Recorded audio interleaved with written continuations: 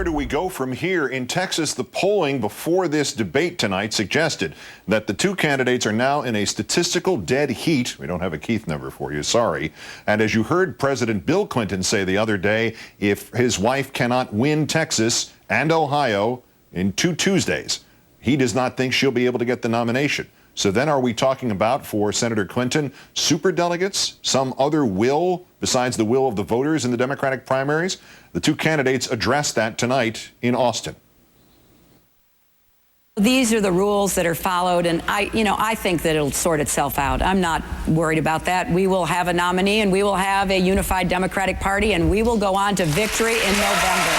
I think it is important, given how hard Senator Clinton and I have been working, that these primaries and caucuses count for something. And so my belief is that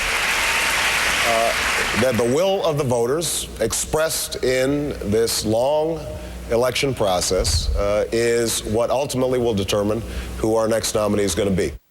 After this 19th debate, I'm joined now by Rachel Maddow, MSNBC political analyst, also of Air America Radio, and Pat Buchanan, MSNBC political analyst, former presidential candidate himself. To you both, a good evening, and I'll start with you, Pat.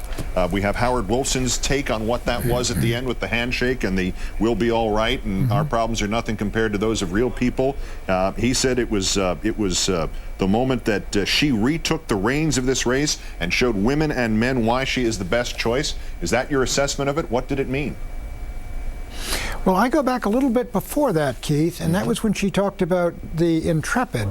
Apparently this was a center for veterans who had been wounded and burned, and some were crippled and some brought in on gurneys, and then she described this, and then she said, you know, my complaints and what's happened to me are as nothing compared to this. And then she went on with that moment, if you described it, somewhat of resignation. You know, if this doesn't come out right, it doesn't come out right, I'll be fine.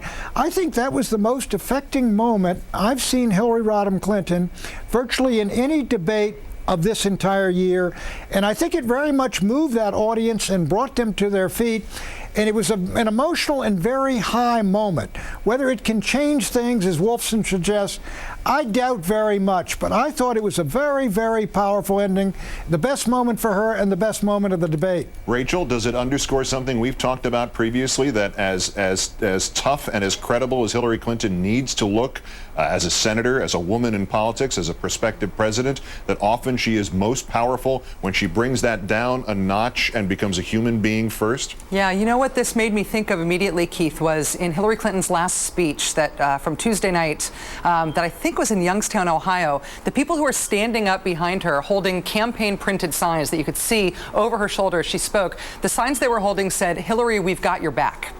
And if they're printing signs that have that on it, and then these moments, the one that Pat mentioned and the moment that you've been talking about tonight at the very end of the debate, where she brought her own welfare into the discussion, I think the campaign is smart, and it's also humanly smart to recognize that people, Democratic voters in particular, have an impulse to defend Hillary Clinton. Even people who are not huge fans of hers do not like the way that she gets beat up, and she's referencing her own welfare. She's referencing how she is. I think that's why it was an emotionally affecting moment. I also think that was positive at the end of the debate for her, because it gave her the opportunity to be the inspirational one and earn the standing ovation.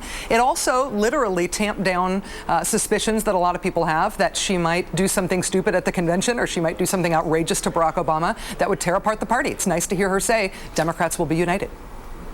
You know, Keith, the reason I believe it was important, it was real.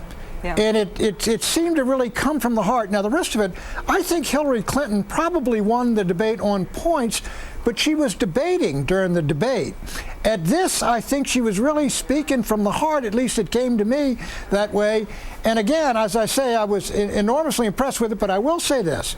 Barack Obama has a marvelous personality, and the way he got up and said, you know, you're suggesting that people who vote for me are delusional.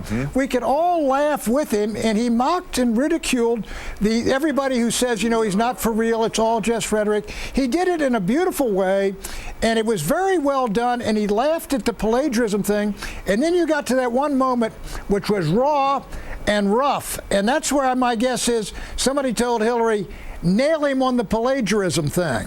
Oh, the point where she said, yeah, this is change you can Xerox? Right. But exactly. And Rachel, that got booing, and I raised this point before that, I guess with Gene Robinson. After that, there were no more confrontations. The next real direct interaction was the one we've just been talking about, was the personal human one. Did somebody after that, or did something inside Hillary Clinton's head say to her, okay, you probably went too far on that, go back? Well, you know, I completely agree with Pat that what happened before that is really important. What happened right before she made that stupid Xerox comment is that Barack Obama had probably his best riff, his most human, his most engaging points of the night, taking on that "your supporters are delusional" meme. He was great, and then it landed with this thud when she gave this canned change you can Xerox line. I mean, immediately everybody in the country thought, oh right, and those are your words, Hillary. Gene Robinson was totally right when he said it didn't sound like her heart was in it when she said it. That was obviously some consultant's line. That was the worst moment of the debate for either of them. It followed his best moment.